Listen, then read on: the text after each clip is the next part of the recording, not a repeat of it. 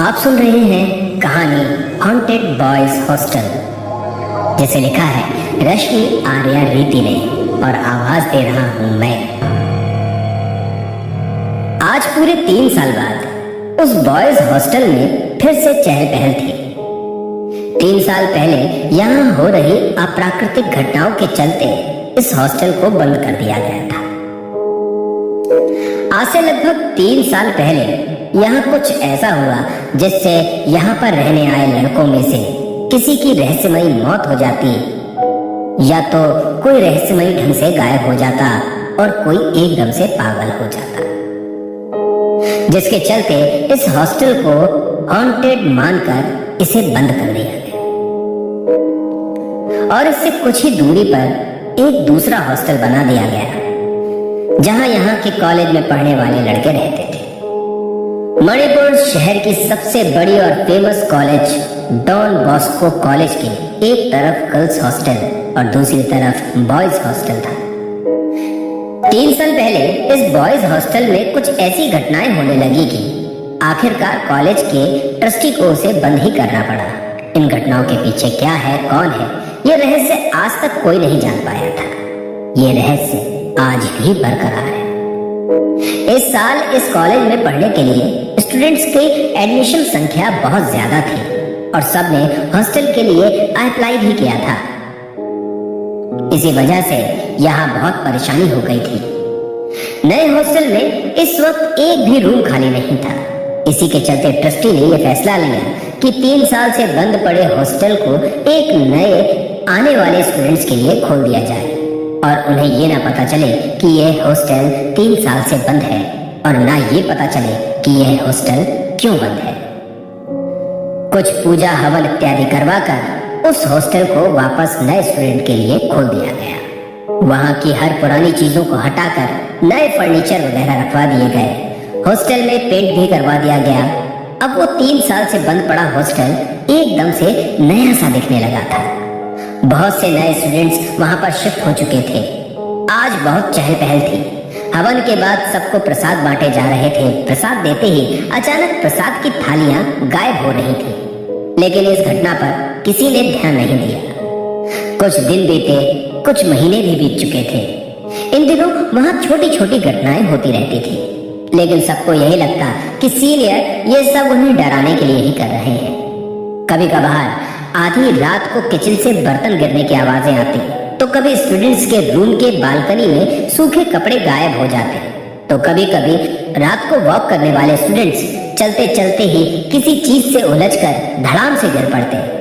और तो और कभी कभार वेजिटेरियन स्टूडेंट्स के खाने की थालियों में मांस पड़ा दिखाई देता। ये सब सीनियर्स की हरकतें मानकर नजरअंदाज कर देते लोग।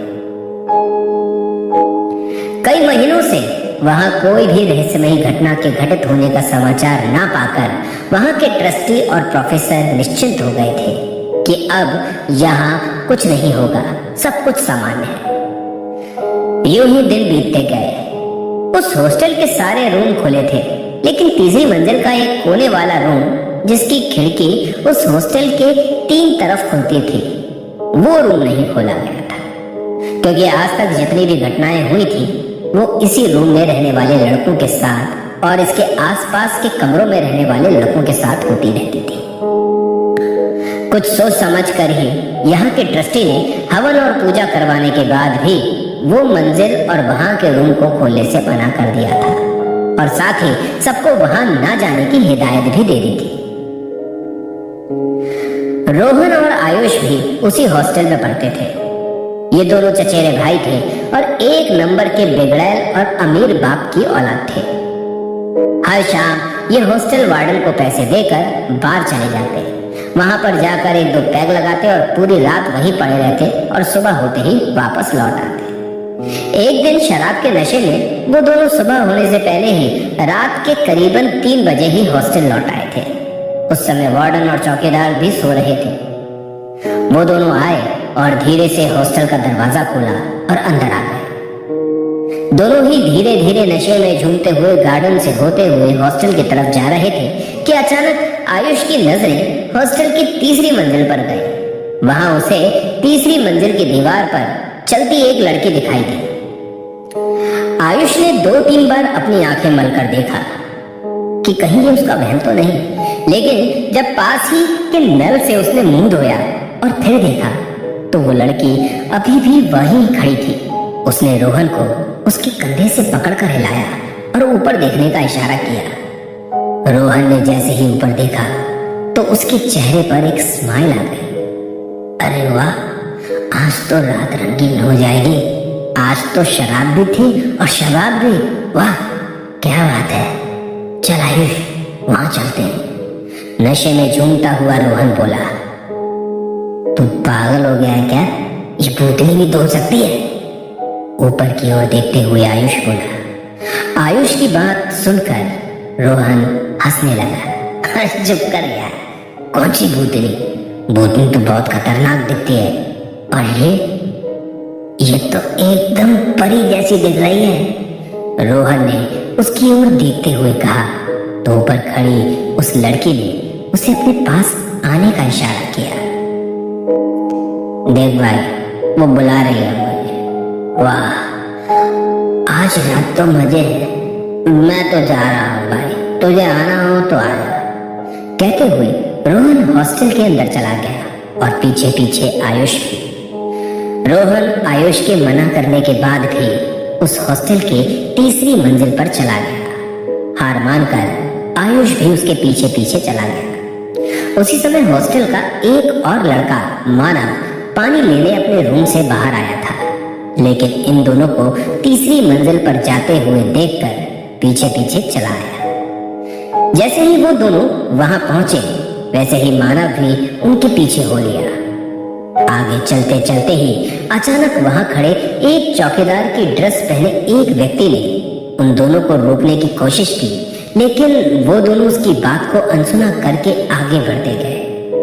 चौकीदार ने फिर से उन्हें उस तरफ जाने से रोका, लेकिन उन दोनों ने चौकीदार को धक्का दे दिया और उस कोने वाले कमरे की तरफ बढ़ने लगे। और इन्हीं का पीछा करते करते मानव भी जाने लगा, लेकिन अचानक ही वही चौकीदार मानव के भी सामने आ गया और उसने वापस चले जाने को कहा, लेकिन मानव ने उसकी बात नहीं मानी और जैसे ही आगे बढ़ा वैसे ही उस चौकीदार ने उसका हाथ मजबूती से पकड़ लिया और एक अजीब सी आवाज में बोला, बेटा तुम सच्चे लगते हो, यहाँ से चले जाओ वरना वो सबको खत्म कर देगी। चले जाओ बेटा। कुछ देर तो मानव उसे देखता रहा, फिर उसकी बात मानकर नीचे चला गया, लेकिन उसे नींद नहीं आ रही थी। वो यही सोच रहा था कि वो चौकीदार कौन था और वो किसकी बात कर रहा था, वो सबको खत्म कर देगी। यही सोचते सोचते उसे नींद आ गई। दूसरे दिन सुबह जब मानव तैयार होकर कॉलेज के लिए निकल रहा था तो बाहर का नजारा देखकर चौंक गया। बाहर गार्डन में भीड़ लगी हुई थी। वो भी वहां पहुंचा तो उसकी आंखें फटी की फटी रह गई। गार्डन में एक पेड़ पर बहुत बुरी हालत में नोची हुई रोहन की बॉडी पेड़ पर लटकी हुई थी और उसकी बॉडी से अभी भी खून टपक रहा था। नीचे आयुष पड़ा मिला, जो बिना कपड़ों के विक्षिप्त हालत में मिला। उसे देखते ही मानव को रात वाली घटना याद आई और वो चौकीदार और उसकी कही हुई बात भी याद आ गई। वो कुछ सोचता हुआ पास ही खड़े प्रोफेसर के पास चला गया और उन्हें रात वाली घटना के बारे में बताने ही वाला था कि उसकी नजर ऊपर खड़े चौकीदार पर गई, जो उसे कुछ नहीं बताने को बोल रहा था। मानव ने उसकी बात मानी और उसने कुछ भी किसी को नहीं बताया। देखते ही देखते दिन बीतते गए। अब अक्सर ऐसी वारदातें होती रहती थी। ये सब क्यों हो रहा था और कौन कर रहा था, ये सवाल खड़े हो गए थे। एक दिन सीनियर लोगों ने मजाक मजाक में मानव को बहुत सी शराब पिला दी और शराब के नशे में ही मानव ने वो रात वाली घटना का खुलासा कर दिया था। उसका मजाक उड़ाते उड़ाते सभी सीनियर आज रात को उसी हॉस्टल में रुक गए थे। साथ ही नशे की हालत में मानव को भी रोक लिया था। रात के 3 बजे वही घटना फिर घटी। उन सब सीनियर को हॉस्टल की तीसरी मंजिल की दीवार पर वही लड़की चलती दिखाई दी। भला की खूबसूरत वो लड़की उन सबको अपने पास बुला रही थी। सबके सब उसकी खूबसूरती के आगे पागल होकर उस ओर चले गए और साथ ही साथ मानव को भी ले लिया। फिर से वही घटना हुई। उस चौकीदार ने उन्हें रोकने की कोशिश की, लेकिन उन सब ने भी नशा कर लिया था और नशे की हालत में उस चौकीदार को उठाकर तीसरी मंजिल से नीचे फेंक दिया था। मानव ये सब देखकर वहीं बेहोश होकर गिर गया। ये सब सीनियर्स तीसरी मंजिल के उस कोने वाले सबसे सुंदर दिखने वाले कमरे की ओर चले गए। अचानक ही उन्हें वहां पायरों की आवाज सुनाई दी और फिर एक सुरीली हंसी सुनाई दी। खुश होते हुए वो सब उस आवाज के पीछे पीछे चले गए और वो आवाज उसी कमरे से आ रही थी। उन्होंने वो रूम खोला और अंदर गए। वहां बहुत ही प्यारी खुशबू आ रही थी। अचानक उस रूम का दरवाजा धड़ाम करते हुए बंद हो गया। वो लोग चौंक गए। फिर उन्हें एक भयानक हंसी सुनाई दी। हंसी को सुनते ही उनका सारा नशा उतर गया। अचानक उस रूम की लाइट्स जलने बुझने लगी और एक साया उनके सामने आ गया। वह सुंदर सी खूबसूरत लड़की जिसने व्हाइट कलर की बहुत सुंदर ड्रेस पहन रखी थी। लाइट पूरे तरीके से जल चुकी थी और वो लड़की उनके सामने खड़ी थी। उस लड़की को देखते ही उनके चेहरे पर एक वहशी मुस्कान छाने लगी और वो सब उस लड़की की ओर बढ़ने लगे थे कि अचानक उनके सामने एक टीवी जैसी स्क्रीन उभरी, जिसमें कुछ लड़के एक सुंदर सी लड़की को उठाकर ले आए थे। उसके मुंह पर हाथ पैर बांधे हुए थे और वो छटपटा रही थी और उन लोगों से छूटने की कोशिश कर रही थी, लेकिन खुद को छुटा नहीं पा रही थी। वो वहशी दरिंदे उसकी ओर बढ़ते जा रहे थे और देखते ही देखते उस पर टूट पड़े। बारी बारी से उसको नोचने लगे और जब अंत में मन भर गया तो एक लड़के ने अपनी बेल्ट से उसका गला दबाया और उसे मारकर पास ही की खिड़की से उसे नीचे फेंक दिया। ये सब देखकर उन सीनियर्स की गिक्की बन गई, क्योंकि अभी वो उसी लड़की के सामने खड़े थे जिसको नीचे फेंक दिया गया था। वो उस लड़की को देख ही रहे थे और देखते ही देखते उस लड़की का रूप बदलने लगा और वो एक चुड़ैल जैसी भयानक हो गई। डर के मारे वो सब वहां से भागने लगे, लेकिन दरवाजा नहीं खोल पाए। उस लड़की ने उन्हें बेरहमी से पटक पटक कर मार डाला। सबको खा जाऊंगी, सबको मार डालूंगी। तुम लड़के लोग बस यही तो करते हो, सबकी जिंदगी बर्बाद। लड़की देखी नहीं कि टूट पड़े जानवरों की तरह उसके ऊपर। तुम्हारी ये गलती है कि तुम लोग मुझे देखकर यहाँ आए हो। किसी को नहीं छोड़ूंगी, किसी को यहाँ नहीं रहने दूंगी। कहते हुए उसने सबको चीर डाला और एक एक कर उनके मांस को नोचते हुए खिड़की से बाहर फेंक दिया। कुछ ही देर में वहां सब कुछ पहले जैसा हो। बाहर सीढ़ियों के पास गिरे मानव को होश आया। वो उसी कमरे की तरफ बढ़ने लगा कि वही चौकीदार सामने आ गया और उसे रोकने लगा। उसे देखकर मानव का सारा नशा उतर गया। उसे याद आया कि इस चौकीदार को अभी अभी उन लोगों ने यहाँ से नीचे फेंक दिया था। वो चौकीदार उसकी तरफ बढ़ा और उसका हाथ पकड़कर नीचे उसके रूम में छोड़ आया और सुला दिया। दूसरे दिन बहुत बुरी हालत में उन 5 सीनियर्स की नुची कटी लाशें बरामद हुई। मानव को जब पता लगा तो वो दौड़ा दौड़ा आया और इन सबको देखने लगा। वो सब लाशें इतनी बुरी हालत में थी कि मानव को उल्टी होने लगी थी। अचानक ही उसकी नजर ऊपर की ओर गई। देखा तो वो चौकीदार ऊपर से नीचे की ओर गिर रहा था और अचानक मानव के मुंह से चीख निकल गई। क्या हुआ मानव? पास ही खड़े प्रोफेसर ने उससे पूछा। सर सर सर वो चौकीदार गिर गया वहां, हकलाता हुआ सा मानव बोला।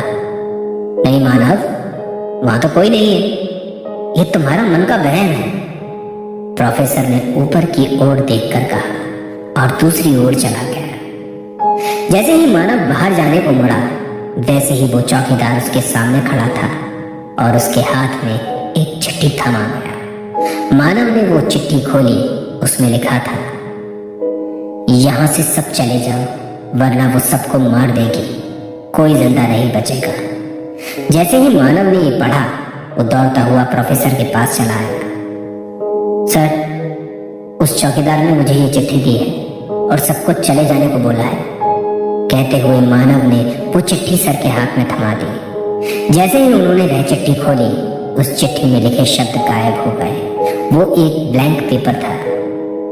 तुम्हें रेस्ट की जरूरत है, कहते हुए वो प्रोफेसर वहां से चले गए। अचानक ही मानव ने देखा कि उसके हाथ पर एक जलने का निशान उभर आया है और वो उसी जगह पर था जहां से चौकीदार ने उसे पकड़ा था। कुछ दिनों बाद ही मानव अपने घर लौट आया और उस हॉस्टल को फिर से बंद कर दिया गया। लेकिन आज भी जब कोई लड़का 3 बजे उस हॉस्टल की तरफ आता है तो उसे तीसरी मंजिल पर खड़ी वो लड़की उसे बुलाते हुए नजर आती है।